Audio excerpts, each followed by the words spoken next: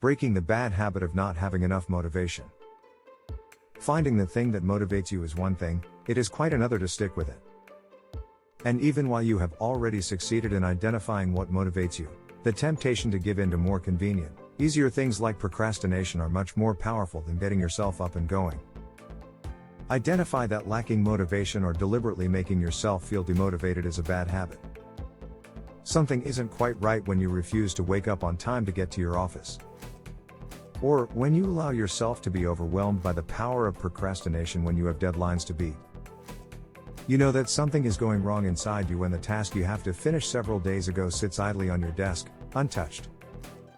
And something is not right when you can't even force yourself to confront a problem that has been gnawing your will to live fully. You lack even the motivation to accept that you are not motivated. So how do you build your motivation from the ground up? Start with identifying the things that sap out your motivation. It always starts with very simple things in a very natural manner. Then it starts to affect the other aspects of your life, which are not entirely connected with the thing that triggered your lack of motivation. Maybe you just didn't feel like getting up after your alarm rung off one morning. The next day, you did the same thing and on until you developed the bad habit of not feeling motivated to do anything. The first effective step to gaining back your sense of motivation is to figure out the thing or things that sap the energy out of you.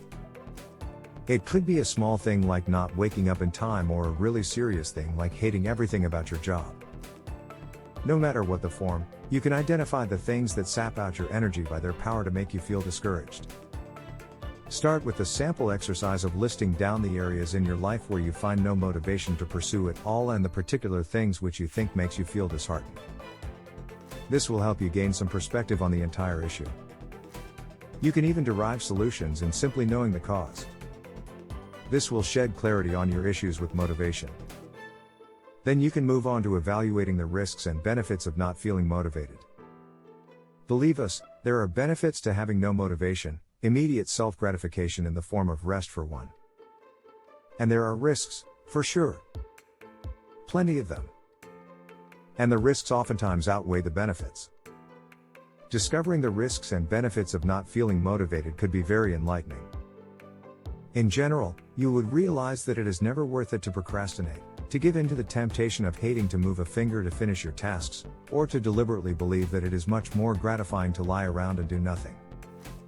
Finally, commit yourself to change. This is not easy, it never was. But try to set the date for mustering your sense of motivation.